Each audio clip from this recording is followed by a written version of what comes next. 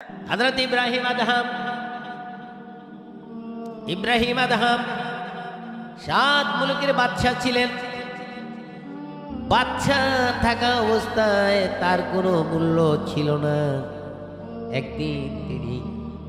একদিন তিনি যে দাসী জুতা মোচন করত, সারা জনম জুতা মোচন করত,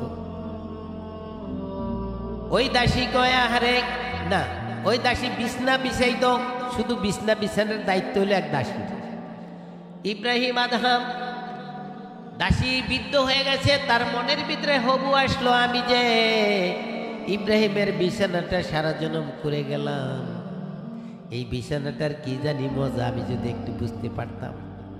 চতুর্দিকে ছায়া দেখলো কোনো লোক নাই। তিনি ঘোড়া যেরকম ভাবে মাটিতে গোট দিয়া উঠা যায়, এমন ওইভাবে চতুর্দিকে চাইয়া বিছনার উপরে একটা গোট দিয়া উঠা গেলেন। গোট দিয়া উঠে যাওয়ার পরে অসতর্কতার কারণে একটা চুল তার বিছানার উপরে পড়ে রইলেন। বাদশাহ সিংহাসন থেকে এসে রাত্রে বিছানায় শুয়ে গেলেন। সারা রাত্র বাদশার ঘুম হয় না। বাদশার মনে হচ্ছে তার বিছানার উপরে একটা তাল গাছ পড়ে আছে, আর তাল গাছের সকল দাগগুলা তার পিঠের উপরে বসা আছে। সকালবেলা ঘুম থেকে উঠে তিনি বিছনায় ছেয়ে দেখে লম্বা একটা চুলটা হাতে নিয়ে বলছে, দাসী এদিকে আসো, এই বিছানাটা তুমিই করো, আর বিছানার দায়িত্ব তোমার। আমার এই বিছানাটার উপরে এই চুলটা পড়ছে কার? বলছে বাদশা নামদার, সারাটা জনম আপনার খেদমত করে গেলাম, এই বিছনাটা করলাম, জানি না এই বিছনাটার কি স্বাদ বা কি মজা, এই জন্য আমি একটা গোট দিছিলাম, এই জন্য হয়তো আমার মাথার থেকে এই চুলটা পড়ছে, কেউ যিনি এসে পড়ে না, এই জন্য তাড়াতাড়ি উঠে গেছি। মিথ্যা বলবো না, আমার এই চুলটা আমার কারণেই পড়ছে। বলছে তুই বাচ্চা, বলছে তুই বিছানার স্বাদ বোঝার জন্য যখন চাইছ, দেখ ছাদটা দেখাইয়া দেই। চাবুকের নে এমনি ভাবে মারতেছে, চাবুকের আঘাতে গায়ের চামড়া উঠা রক্ত ছিরছির করে বাহির হয়, আর দাসী হাসতে খিলখিল করে হাসে। বাড়ির জোড়ে চামড়া উঠে যায়, রক্ত ছিরছির করে বাহির হয়, আর দাসী হাসে। বাদশা সাধ্য পরিমাণ মারার পরে যখন তিনি একবারে বিরক্ত হয়ে গেলেন, তিনি দুর্বল হয়ে গেলেন, দাসীকে বললেন, দাসী রে, আমাকে একটু বল, আমি তোকে আমার সাধ্য পরিমাণ মারলাম, তার প্রমাণ তোর গায়ের চামড়াগুলা সব উঠে গেল, রক্তগুলি চিরচির করে বেহির হলো, তথাপি তুই একবারও কাঁদলি না, তুই বারবার হাসতেছ, তার কারণটা কি আমাকে একটু জানা। কয় বাদশা নামদার, হয়তো ঘড়ির ধরা 1 সেকেন্ড হবে আমি আপনার বিছনার উপরে গড়াইছি। 1 সেকেন্ডের জন্য যদি এই বিছানায় শোয়ার জন্য যদি এই আযাব হয়, এই সাজা হয়, যিনি সারা জনম এই বিছানায় ঘুমিয়ে গেলেন তার কি সাজা হবে? সেই জন্য আমি হাসতেছি। আমারটা শেষ। আমি 1 সেকেন্ড ঘুমাইছিলাম, এই 1 সেকেন্ডের ভিতরে একটা গোট দিছিলাম, এই জন্য আমার সাজা এখন শেষ হয়ে যাচ্ছে। কিন্তু এই বিছানায় যিনি সারা জনম ঘুমালেন তার কি সাজা হবে, এই জন্য আমি হাসতেছি। বাচ্চা চিন্তা করলেন রেজাল্টটা তার, যে আমি সে তার সাজা দিতেছি, আসলে তো এই বিছনা আমি ঘুমাইছি। দাসীকে বললেন, তোকে আজাদ করে দিলাম, যাও, তুমি চলে যাও, তুমি আজাদ, বিনা বেতনে তুমি আমার বেতন খাইবা, কাজ লাগবে না। সিংহাসনে চলে গেলেন, সিংহাসনে বসছেন, এমনই অবস্থায় একজন মুসাফির গিয়া বলছে, লা ইলাহা ইল্লাল্লাহু মুহাম্মাদুর রাসূলুল্লাহ। বাদশা ধুর ধুর বলতেছে, এই উজির নাজির কোতোয়াল, তোমরা কোথায়?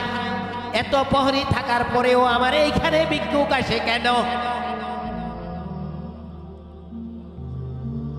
ভিক্ষুক কেন আসলো? ভিক্ষুক কয়, তারা ওকে ধাক্কা ধরছে। বলছে, না ধাক্কাইও না, আমার একটা কথা আছে বাদশার সাথে, আমি কথাটা বলবো। বাদশা রে, এই সিংহাসনটা কার? কয় আমার। কয় এর আগে কে ছিল? কয় আমার বাবা। কয় এর আগে কে ছিল? তার বাবা। তোর পরে কে আইব? কয় আমার ছেলে, তোর ছেলে।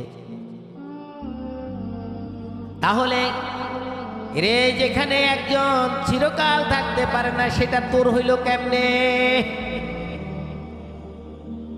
এই বাচ্চা তুই দেখ, তুই ওইদিকে দেখ কি দেখা যায়। দেখ কইছে ফকির নাই, ফকির চলে গেছে। বাচ্চা বাড়িতে পাইল এক সবক, সিংহাসনে আরেক সবক। রাত ঘুমান্ত অবস্থায় ঘুমাইতেছে, ঘুম আসে না। ছাদের উপরে কে যিনি ঘোড়া নিয়ে দৌড়াইতেছে। তিনি বলতেছেন, কিরে আমার ছাদের উপরে ঘোড়া নিয়ে দৌড়াস, কারণটা কি? বলছে আমার ঘোড়া হারাইয়া গেছে, আমি হারানো ঘোড়া টোগাইতেছি। বলছে আরে বেকু, তোর হারানো ঘোড়া কি আমার ছাদের উপরে নাকি? বলছে বাচ্চা আমি বেকুব না, তুই বেকুব। আমি যদি ছাদের উপরে ঘোড়া না পাই, তুই বালাখানার উপরে শুইয়া তোর আল্লাহকে তুই কেমনে ভাবি? সুবহানাল্লাহ কইবে নি? বালাখানার উপরে তুই আল্লাহকে পাবি কেমনে? এইবার বাচ্চা সব কিছু ছেড়ে দিয়ে সকালবেলায় উজির নাজির কোতোয়ালকে ডেকে বলছেন, তোমরা কি আসো, কোথায় আসো? উজির তুমি সিংহাসনে বসো, আজ থেকে আমার আর সিংহাসন নাই। আমি এই চাদরটা, এই কম্বলটা নিয়ে আর একটা সুই আর সুতা নিয়ে আমি তোমার এখান থেকে বাইর হয়ে গেলাম। জঙ্গলের ভিতরে যাইয়া আল্লাহর ইবাদতে মগ্ন হয়ে গেলেন।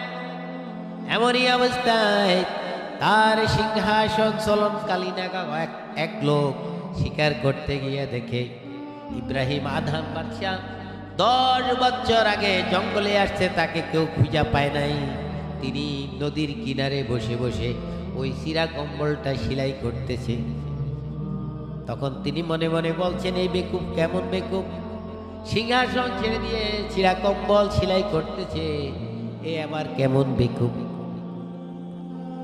বাদশা বুঝতে ফেলছে, এদিকে আসো, এদিকে আসো, বুঝা ফেলছে, ওর মনের কথা বুঝা ফেলছে। এখন কি সে বাচ্চা? আল্লাহর গোলাম। কি আল্লাহর গোলাম? তিনি বলছেন এদিকে আসো, এদিকে আস। কাছে আসার পরে দেখলেন, কাছে আসার পরে বলছে, তুমি কি বলছো দেখো।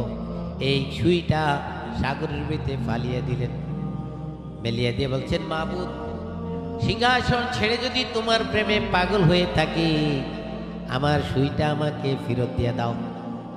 সাগরে যতগুলা মাছ ছিল সকল মাছ একটা একটা স্বর্ণের সুই মুখে নিয়ে ইব্রাহিম আদমের সামনে হাজির। ইব্রাহিম আদম কর্মচারী দেখেনি, কর্মচারী সামনে দেখতেছেন। ইব্রাহিম আদম বলছেন, মাবুদ হে, আমি স্বর্ণের সুই চাই নাই, আর এত সুই আমার প্রয়োজন নাই। আমি যে সুইটা ফালাইছি সেই সুইটা আমাকে ফেরত দাও। সকল মাছগুলো ডুবে গেল। ইব্রাহিম আদমের যে সুইটা ফালাইছে সেই সুইটা নিয়া মাছ সাগর থেকে একটা মাছ দূর দিয়া তার হাতে সুইটা দিয়া মুখের থেকে সুইটা তিনি হাত থেকে নিলেন। নেওয়ার পরে মাছটা চলে গেল। ইব্রাহিম আদম বাদশাহ বললেন, কর্মচারী তুমি দেখো, আমি যদি 7 মুলুকের বাদশাহ না সারা পৃথিবীর বাদশাহ হইতাম, তথাপিও আমার দ্বারা যদি হুকুম করতাম, এই মাছ আমার জন্য সুই আনতো না, আন্তরিক সুই আনতো না। একমাত্র আল্লাহর প্রেমের পাগল, সঠিক দিশা পাওয়ার কারণে, খালেস নিয়ত করার কারণে আল্লাহ পাক মাছ দিয়ে আমার সুইটা ফাটিয়ে দিছে।